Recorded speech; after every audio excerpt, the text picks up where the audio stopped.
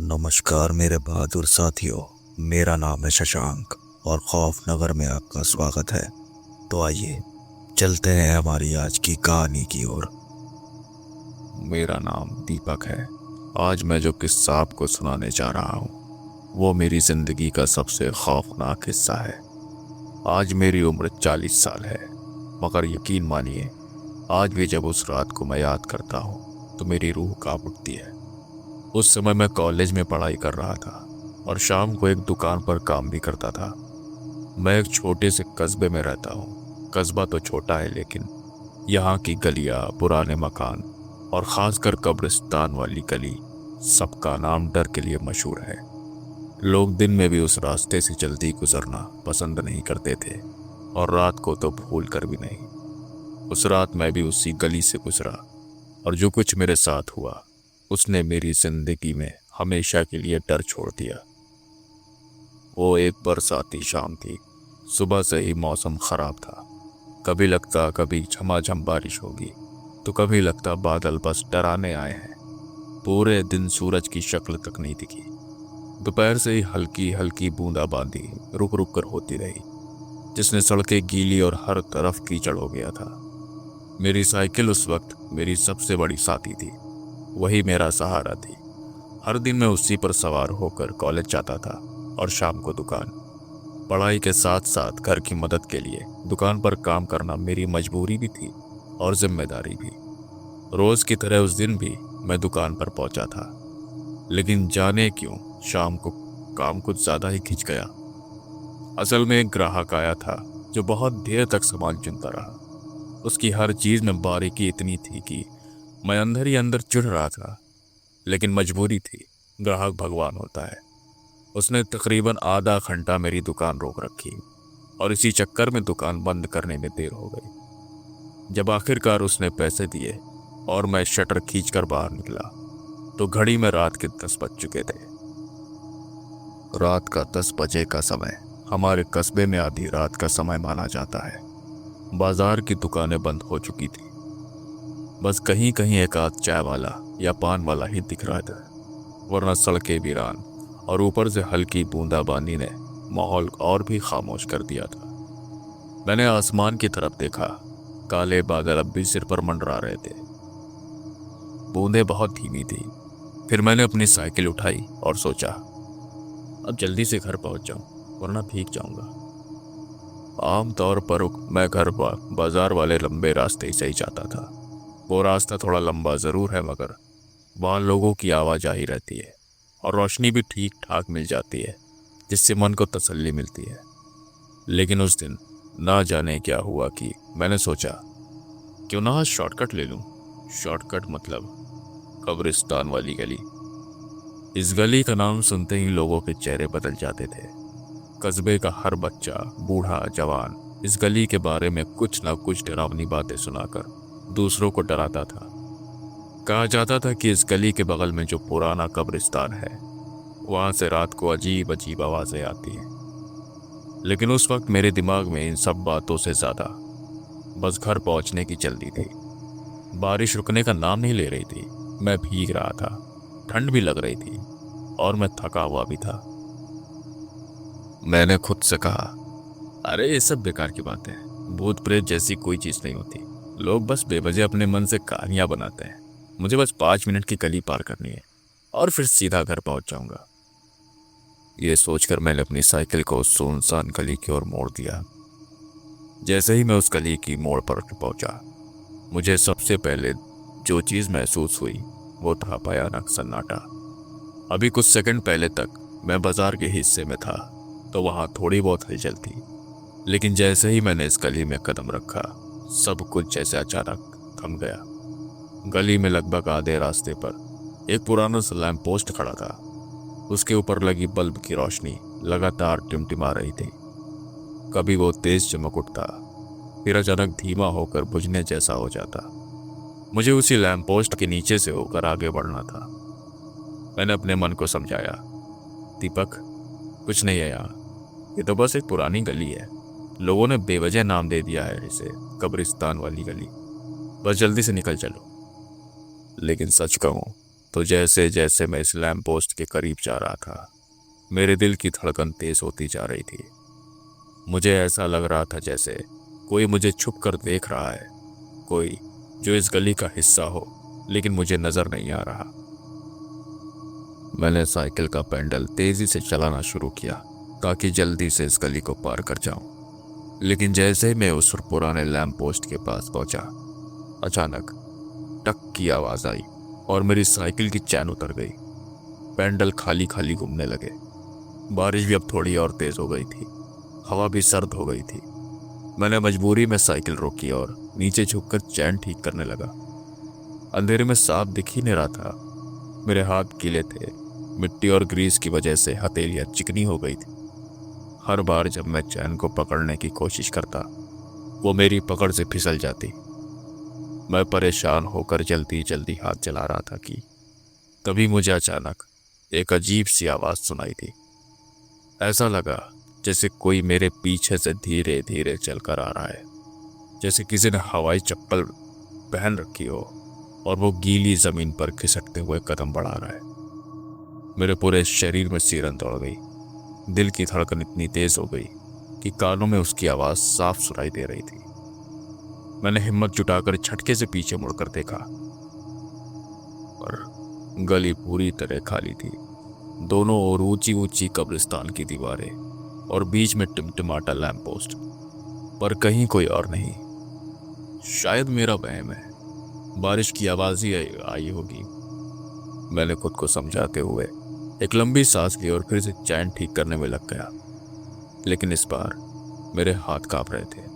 मुझे लग रहा था कि जैसे कोई मेरी पीठ के बिल्कुल पास खड़ा है और मेरी हर हरकत देख रहा है। मैं साइकिल की चैन ठीक करने में लगा था कि अचानक कब्रिस्तान की ओर से मिट्टी खिसकने जैसी आवाज आई, जैसे किसी ने जमीन को अंदर से धक्का दिया हो या फिर किसी ने गीली मिट्टी पर जोर से फावड़ा मारा हो। मेरे रोंगटे खड़े हो गए। पल भर के लिए तो ऐसा लगा जैसे कोई कब्र के अंदर से बाहर निकलने की कोशिश कर रहा है। मेरी सांसें भारी होने लगी, गले में सूखापन बढ़ गया। मैं आंखें फाड़कर चारों ओर देखने की कोशिश की। बरसात से भीगी हुई कब्रिस्तान की पुरानी दीवारें, कीचड़ से भरी जमीन और अंधेरा, सब कुछ धुंधला और रहस्यमय सा लग रहा था। टिमटिमाती लैंप पोस्ट की रोशनी बस इतनी थी कि दीवार पर बहती बारिश की बूंदें चमकती दिखाई देती, मगर वहां कोई था नहीं। कम से कम मुझे दिखा तो नहीं। मैंने खुद को काबू में करने की कोशिश की और चैन ठीक करने पर पूरा जोर सा लगाया। हाथ ग्रीस और मिट्टी से सने हुए थे, लेकिन आखिरकार चैन किसी तरह चढ़ गई। बिना वक्त गवाए मैं झटके से साइकिल पर चढ़ा और पैडल मारने लगा। लेकिन तभी कदमों की वही आहट एक बार फिर गूंज उठी, इस बार पहले से कहीं ज्यादा साफ। बारिश की आवाज के बीच भी ये आहट इतनी ही साफ थी जैसे कोई गीली चप्पल का सीटते हुए मेरे पीछे चल रहा है।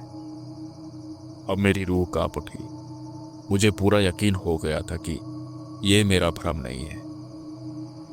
वास्तव में कोई तो था जो अंधेरे में उसी गली में मेरे पीछे पीछे चल रहा था। मैंने पेडल और तेज चलाने शुरू किए। पैरों में जान नहीं थी, लेकिन डर ने मुझे और जोर से ढकेल दिया। पर अजीब बात यह थी, जितना मैं तेज चलता उतनी ही तेजी से वो आहट मेरे साथ चलती। ऐसा लग रहा था जैसे कोई अदृश्य साया मेरे ठीक पीछे है और उसके कदम मेरी साइकिल के रफ्तार के साथ तालमेल बैठा रहे हैं। मेरे पीछे मुड़ने की हिम्मत ही नहीं थी। लैंप पोस्ट की हल्की सी टिमटिमाती रोशनी अब काफी पीछे छूट चुकी थी। आगे बस घना अंधेरा था। गली लंबी और सुनसान, दोनों तरफ ऊंची कब्रिस्तान की दीवारें और ऊपर से बरसात की लगातार बूंदाबांदी। और इसी सन्नाटे में अचानक किसी के करहाने की आवाज आई, बहुत धीमी लेकिन इतनी साफ कि मेरे कान खड़े हो गए, जैसे कोई बहुत दर्द में तड़प रहा हो। मैं सुन पड़ गया। पैडल चलाते हुए भी मेरी नजरें इधर उधर दौड़ रही थी और तभी दूसरी तरफ से एक हल्की आवाज आई। शब्द साफ नहीं थे, लेकिन वो आवाज मेरे बिल्कुल पास लग रही थी। मैंने कानों पर जोर दिया और तभी मेरे रगों में जैसे खून जम गया। मेरी आंखें चौड़ी हो गई, लेकिन मैंने पीछे देखने की जरा भी हिम्मत नहीं की। बस सिर झुकाकर जितनी तेजी से हो सकता था उतनी तेज पैडल मारने लगा। दिल दहल रहा था, सांसें फूल रही थी और हाथ कांप रहे थे। ऐसा लग रहा था जैसे अगर मैंने पीछे देखा तो वहां कोई खड़ा मिलेगा, कोई ऐसा जिसे मैं झेल नहीं पाऊंगा। बारिश अब बहुत तेज हो चुकी थी। बूंदें लगातार मेरे चेहरे पर पड़ रही थी, आंखों में चुभ रही थी। मैं बार बार पलकें झपकाकर साफ करने की कोशिश कर रहा था। और उसी वक्त अचानक गली के दोनों ओर कब्रिस्तान की दीवारों के पास बैठे कुत्ते एक साथ भौंकने और रोने लगे। उनकी आवाज इतनी तेज और असामान्य थी कि मैं अंदर से बुरी तरह हिल गया। कुत्तों की नजरें जैसे किसी चीज पर अटकी थी। उनकी आंखें चमक रही थी, दांत बाहर निकल हुए थे, लेकिन वहां कुछ था ही नहीं। मैं डर के मारे बुरी तरह कांप रहा था।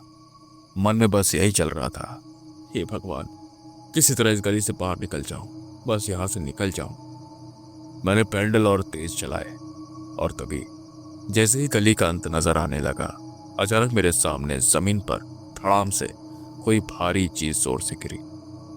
आवाज इतनी तेज थी कि मैं साइकिल से गिरते गिरते बचा, जैसे किसी ने पूरी ताकत से कोई भारी पत्थर फेंका हो। मैंने तुरंत हाथ बढ़ाकर अपनी साइकिल की टॉर्च चलाई। रोशनी कांपती हुई आगे बढ़ी और मैंने देखा सड़क पर बस एक टूटी हुई ईंट और गीली मिट्टी बिखरी हुई थी। आसपास कहीं कोई और नहीं। मैंने हड़बड़ाकर चारों तरफ देखा, पर सन्नाटा और बारिश के अलावा कुछ भी नहीं था। लेकिन मेरे अंदर साफ एहसास हो रहा था कि यहाँ सिर्फ एक ईंट नहीं गिरी थी। कोई तो था जो मुझे रोकना चाहता था या फिर जान से मारना चाहता था।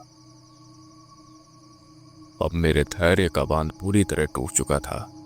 चैन ठीक से चढ़ी है या नहीं, इस बात की परवाह किए बिना मैंने साइकिल को पूरी ताकत से भगाने लगा। साइकिल के पहिए गीली मिट्टी में धंसते जा रहे थे, लेकिन उस समय मुझे कुछ भी महसूस नहीं हो रहा था। बस दिमाग में यही था, बस किसी तरह इस गली से बाहर निकल जाऊं। और आखिरकार मैं गली से बाहर निकल आया, और जैसे ही मैंने गली की सीमा पार की, अचानक सब कुछ बदल गया। वो सारी आवाजें, कदमों की आहट, धीमी फुसफुसाहट, करहाने की चीखें, कुत्तों का रोना, सब कुछ एकदम से बंद हो गया। जब मैंने पीछे मुड़कर देखा तो गली उतनी ही सुनसान और खामोश थी जैसे वहां कुछ हुआ ही ना हो। मैं सड़क किनारे खड़ा हाँफ रहा था। सांसें इतनी तेज चल रही थी कि सीने में दर्द हो रहा था। मेरे कपड़े बारिश से गीले थे, लेकिन उसके बावजूद मेरा पूरा शरीर पसीने से भीगा गया था। पसीने की बूंदें मेरे चेहरे से बारिश के साथ मिलकर टपक रही थी। बारिश की ठंडक मुझे शांत करनी चाहिए थी, मगर उस समय मेरा शरीर कांप रहा था, डर से, थकान से और उस एहसास से जो मैंने उस गली के अंदर झेला था।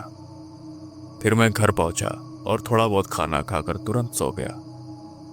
सुबह जब मैं उठा तो अब भी रात की सारी घटनाएं मेरे दिमाग में घूम रही थी। दिल पर बोझ था, जैसे कोई डर अब भी मेरे अंदर जिंदा है। मैंने हिम्मत करके ये बात जाकर अपने दोस्तों को बताई। जैसे जैसे मैं उन्हें पूरी बात का किस्सा सुनाता गया, उनकी आंखें चौड़ी होती गई और चेहरों पर सन्नाटा गहराता गया। काफी देर तक सब चुप रहे। फिर मेरे एक दोस्त ने कहा, दीपक, तुम सच में खुशकिस्मत हो कि सही सलामत लौट आए। उस गली से जो अकेला गुजरता है वो वही कहता है कि वहां कोई नहीं दिखाई देता, लेकिन किसी की मौजूदगी जरूर महसूस होती है, हमेशा। बाकी दोस्तों ने भी सिर हिलाकर हामी भरी। उनकी आंखों में डर साफ झलक रहा था। उस पल मुझे एहसास हुआ कि ये सिर्फ मेरा अनुभव नहीं था, और भी लोग इस गली में कुछ ऐसा महसूस कर चुके थे। उस दिन के बाद मैंने मन ही मन कसम खा ली, चाहे कुछ भी हो जाए, चाहे कितना भी शॉर्टकट क्यों ना हो, मैं जिंदगी में कभी भी उस कब्रिस्तान वाली गली से नहीं गुजरूंगा। कब्रिस्तान वाली गली, वहां से गुजरना वो 5 मिनट का रास्ता मेरी जिंदगी का सबसे लंबा और खौफनाक सफर था। दोस्तों, आज की कहानी में बस इतना ही। अगर आपको ये कहानी पसंद आई हो तो इस वीडियो को लाइक और चैनल को सब्सक्राइब जरूर करें। तो मिलते हैं आपसे अगली कहानी में। तब तक अपना ख्याल रखें और सुरक्षित रहें। नमस्कार।